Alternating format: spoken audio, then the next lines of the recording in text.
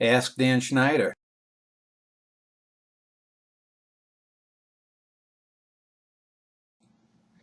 On this Ask Dan Schneider, I'm going to deal with the TED organization. TED stands for Technology, Entertainment, and Design, and it's a company that's given conferences the last 30 plus years, and for the last 20 or so years, they've recorded their conferences and put them online with specific talks about this, that, or the other thing. In the early days, the TED Talks were fairly good. They had interesting people, some real scientists, but in the last decade or more, since YouTube got popular, they've gone more leaning into pseudoscience and things like that. And so while the TED Talks have declined and some of the videos are ridiculously bad, the reality is that I stumbled upon a thing called TED Ed. TED Ed is a set of videos that is not unlike the School of Life or the PragerU universities, except they're generally better. They're better in everything but the arts. The arts are the highest part of humankind, and consequently, the TED Ed videos just don't hold up. The video is called How to Write Descriptively. It's read by a woman named Susan Zimmerman and written by a writer named Nalo Hopkinson, who's a Jamaican female writer who is an MFA creative writing professor at the University of California, Riverside.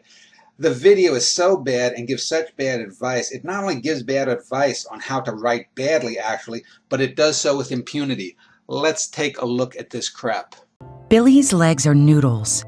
The ends of her hair are poison needles. Her tongue is a bristly sponge, and her eyes are bags of bleach.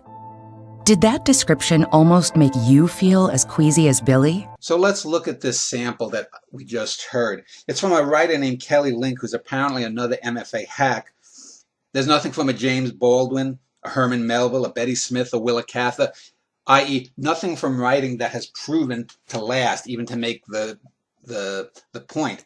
But this description is terrible. The description doesn't make anyone feel queasy. In fact, the description has no real analog to actual nausea. It's just a glut of bad modified and over-modified modifiers. My wife, when I first showed her this, said that's not at all what nausea feels like. And then later on, as we'll see, we actually get a good, straightforward reading or description of nausea, and that's said to be bad. So here again, we have MFA creative writing hacks pushing bad writing, telling that bad writing is good, and actual good, straightforward, declarative sentences that give it all to the reader are said to be bad. It falls into this bullshit of show, don't tell. But if you can tell and tell well in a simple declarative sentence, 9 times out of 10 it's going to be better, and certainly better than over-modified crap like this that we have here. Now let's look at something that is said to be not good writing, but actually is. Oh boy. Why not simply write it like this? Billy feels nauseated and weak. Chances are, the second description wasn't as vivid to you as the first. The point of fiction is to cast a spell, a momentary illusion that you are living in the world of the story. So here we get told a cliche. It's not a naked cliche like red is a rose, but we get told to write in cliched manners. The first example that we get is overdone and over-modified. The second one is straight and direct to the point. There is this cliche about show, don't tell, which is not a 90% to 10% a good piece of advice. It's more like 55, 45, 60, 40. Writers, poets like Wallace Stevens and Walt Whitman are great examples of telling being far superior when you can tell exceedingly well.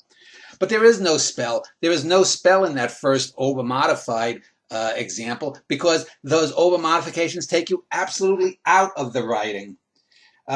Show, don't tell can work, but not in this example. Just telling does much better right here. If you describe the story in matter-of-fact, non-tactile language, the spell risks being a weak one. Your reader may not get much beyond interpreting the squiggles. She will understand what Billy feels like, but she won't feel what Billy feels. She'll be reading, not immersed in the world of the story. discovering the truths of Billy's life at the same time that Billy herself does. In this slight little rebuttal to what I just stated, we get a glimpse of what's really behind all of this, and that's that the MFA creative writing programs are a multi-billion-dollar edifice that the colleges and universities in the country are dependent on. They need people to sucker and to snooker. Notice, too, the politically correct language. We get a she instead of a he. We get the talk of truths, even though art has nothing to do with truth. Art is from ars. It's the same root as artifice. It means artificial. It's not about reality. And the character is discovering nothing. It's a fiction. Art is not truth. And this language does nothing but alienate the reader with its over-modifications. Furthermore, fiction does not play with the senses. It creates a cosmos within the mind. The mind becomes the amphitheater. When one reads, one is engaging in the mind. In fact, reading, its power comes from the fact that you have these abstract squiggles in some medium, and from there you can create an utter universe. It's because reading doesn't engage any sense except the mind that makes it so exceptional and makes it the highest of the art forms. Because it doesn't move at the speed of light like visual art. You don't hear it auditorily and get the sensation. It's because it is totally in the mind. That is why literature is the highest of the arts to begin with. And this video gets it all wrong with the noodle description. It's just ill-fitting to what it sought to describe. Now let's look at this next little piece of crap here that's coming up. It's still bad, but not as bad as the first. Writers are always told to avoid cliches because there's very little engagement for the reader in an overused image such as red as a rose. But give them love began on a beach. It began that day when Jacob saw Annette in her stewed cherry dress. And their brains engage in the absorbing task of figuring out what a stewed cherry dress is like. Suddenly, they're on a beach about to fall in love.